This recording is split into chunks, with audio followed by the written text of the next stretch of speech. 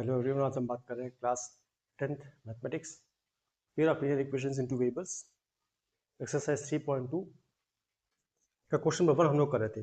Solve the following pair of linear equations bye substitution method. एक problem कर चुके थे, दूसरा कर रहे हैं आज।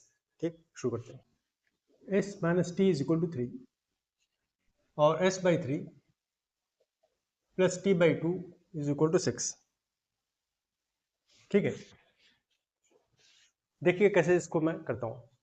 हमें दो इक्वेशंस दिए गए हैं, s minus T is equal to 3 और दूसरा s by 3 plus t by 2 is equal to 6। तो सबसे पहले जब प्रॉब्लम को शुरू करेंगे तो क्या करेंगे हम लोग, इशू कर देंगे 1, इशू कर देंगे 2। From 1 we have s minus T is equal to 3, therefore s is equal to t plus 3। इसको मैं इधर ले आया bye transposing,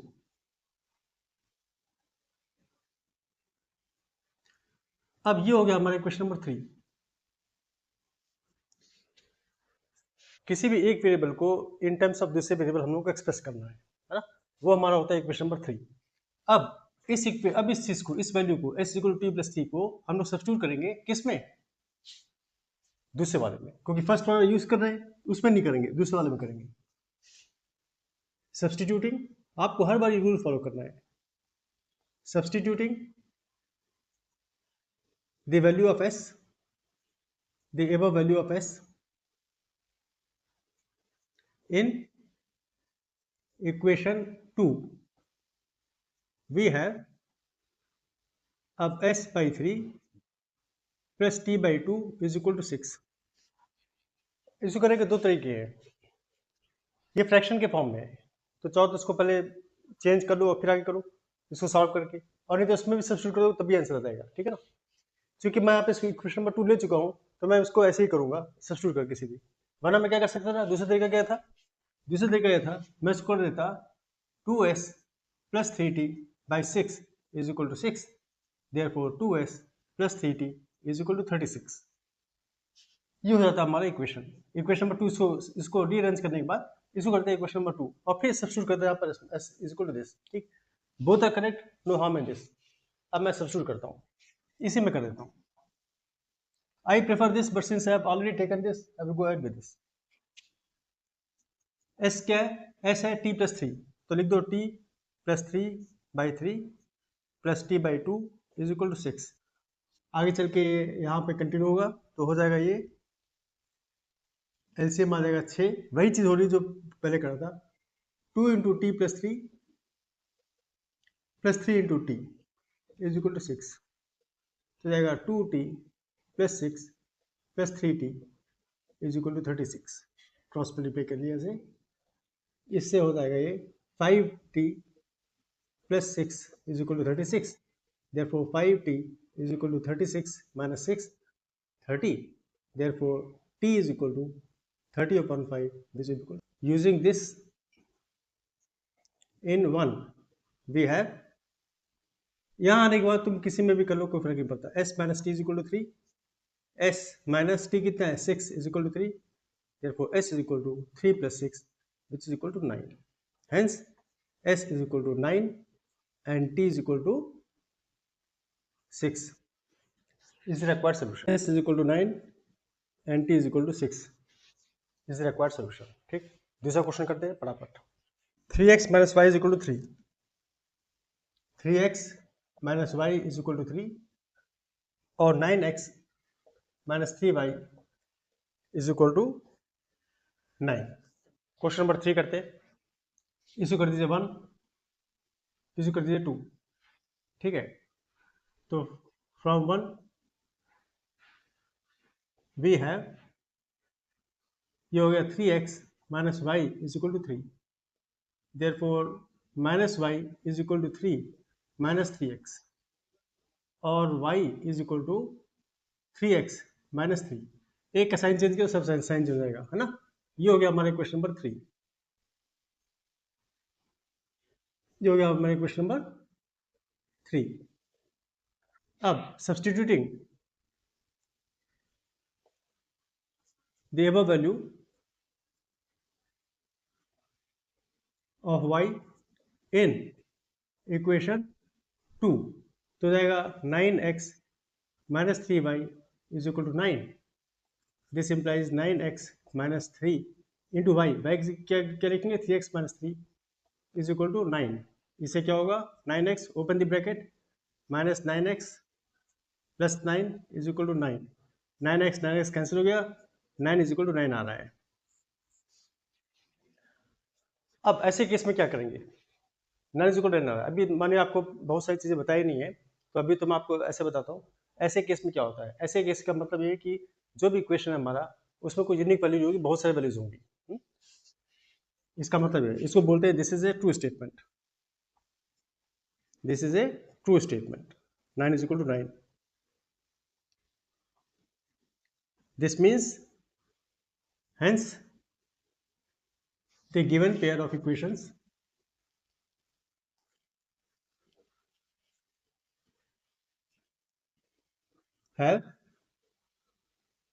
has infinite positive solutions, and the relation between the variables x and y is given by y is equal to 3x minus 3. बस ये solution कैसे निकालोगे, 1x equal to 1 तो हो जाएगा y is equal to 3 into 1 minus 3. 3 Ekam 3 minus 3 0. x जब 1 है तो y 0 है. x को ले लो 2 तो जाएगा y is equal to 3 into 2 minus 3. 6 minus 3 3. One y is equal to 1x equal to 2 y is equal to 3. ऐसे इनफाइनाइट सॉल्यूशंस आएंगे. पिछले केस में आपको यूनिक सॉल्यूशन मिल रहे थे, इसमें ऐसे नहीं मिला है ना. इसका रीजन क्या है ये लोग बाद में देखेंगे जब मैं आपको और चैप्टर में पढ़ाऊंगा अभी, ठीक है ना.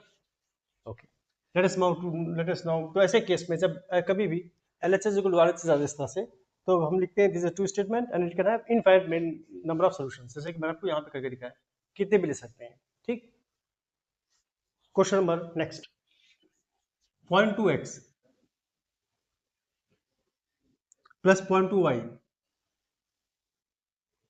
is equal to 1.3. 0.4x plus 0.5y is equal to 2.3. इसको करने के बहुत सारे तरीके होते हैं, हमेशा ध्यान रखा करो जब भी हम लोग क्वेश्चन को सॉल्व करते हैं जो इस तरह के इक्वेशंस के फॉर्म में हो, तो हम लोग हमेशा उसको पहले सबसे स्टैंडर्ड फॉर्म में लाते हैं. स्टैंडर्ड फॉर्म में लाने के बाद सॉल्व करते हैं, otherwise it will become very tedious, है ना. अब इसको 0.2 आ गया तो 0.2 से दिक्कत होती है, तो हम क्या करते हैं, इसको पूरे को मल्टीप्लाई कर सकते हैं इंटू 10, इधर भी इधर भी, या इसको कन्वर्ट कर देंगे फ्रैक्शन में और फिर उसके बाद वैसे ले जाएंगे. तो आप ऐसे देख लीजिए, अगर मैं 0.2 को मल्टीप्लाई करूंगा 10 से, तभी क्या हो जाएगा, ये जाएगा 2 0, एक के बाद डेसिमल तो 2 हो जाएगा, तो ये डेसिमल चीज हट जाएगी और होल नंबर मिल जाएगा हम लोगों को.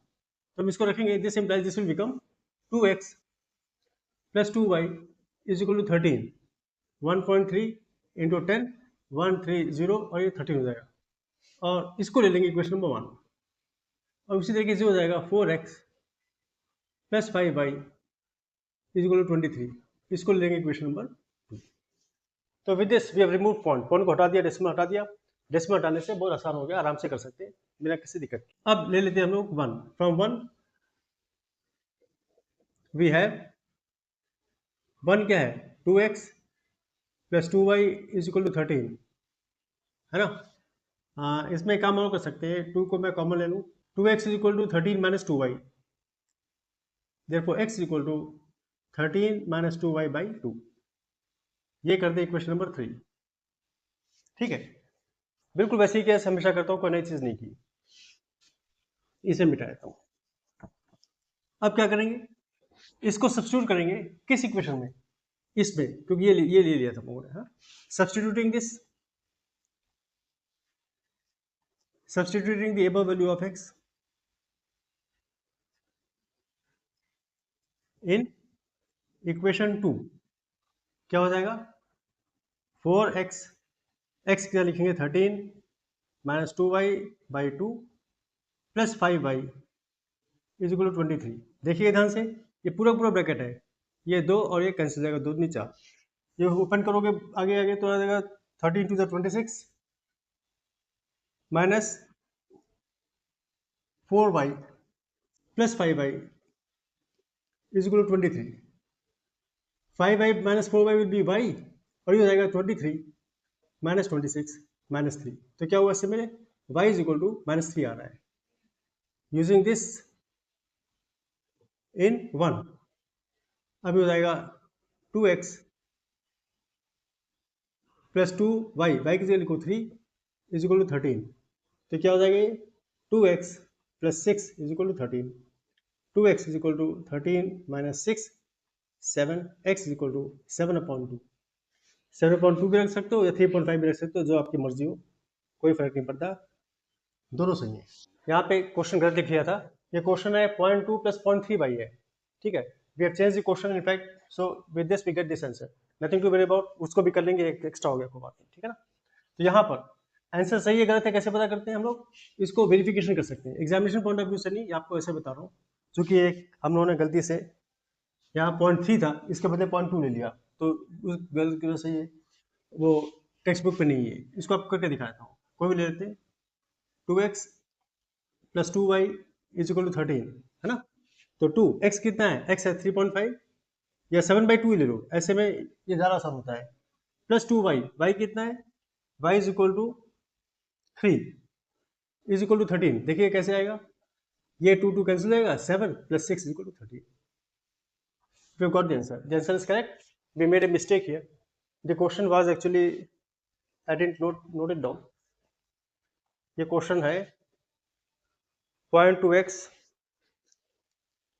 प्लस 0.3y और मैंने गलती से 0.2y लिख लिया था. ओके, अब मैं 0.3y भी कर लेता हूँ. फिर से करते हैं इसी क्वेश्चन को. I noted the wrong question. In fact, it is 0.2x plus 0.3y is equal to 1.3 and 0.4x plus 0.5y is equal to 2.3. फिर से मल्टीप्लाई बाय 10. जब भी कभी ऐसा आ जाए तो आप इसको फुल फॉर्म होल नंबर में ले आओ. अब हो जाएगा 2x डेसिमल रिमूव हो जाएगा इससे, plus 3y is equal to 13. ये हो गया इक्वेशन नंबर 1. और 4x plus 5y is equal to 23. ये हो गया equation number 2. From 1 we have 1 क्या है, 2x plus 3y is equal to 13. 2x is equal to 13 minus 3y, x is equal to 13 minus 3y by 2. ये कर दो equation number 3. Substituting हर बार मैं एक चीज़ करता हूँ ताकि एक प्रैक्टिस हो जाती है और आप कभी कोई गलती नहीं करते हैं. The above value of x in equation number 2 आ जाइए. 4x, x क्या लिखो 13 minus 3y by 2 plus 5y is equal to 23. ये दो कैंसिल और यहाँ पे कैंसिल. अब इसको open the bracket. Next step पे 2 13 26 minus 2 3 6 y plus 5y is equal to 23. 5y minus 6y क्या होगा, 5y minus 6y it will minus y plus 26 is equal to 23 minus y is equal to 23 minus 26 minus 3 और y is equal to 3. Using this in 1. क्यों, to get the value of x. लिख दो एक बार, to get the value of x. अब क्या हो जाएगा, ये हो जाएगा 2x plus 3y is equal to 13. 2x plus 3 into 3 is equal to 13. 2x plus 9 is equal to 13. 2x is equal to 13 minus 9 which is equal to 4. Therefore x is equal to 4/2 is equal to 2. Hence x is equal to 2 and y is equal to 3 is the required solution. I hope now you have learned. एक गलत question भी कर लिया हम लोगों ने और उसको वेरीफाई करके देख लिया और ये सही क्वेश्चन में आ गया. ठीक, नेक्स्ट क्वेश्चन करते हैं. I hope you are not having any problem in substitution method. आपको समझ में आ रहा है. सब्स्टिट्यूशन मेथड किसे कहते हैं. Next 2 questions we take in the next class. Thank you.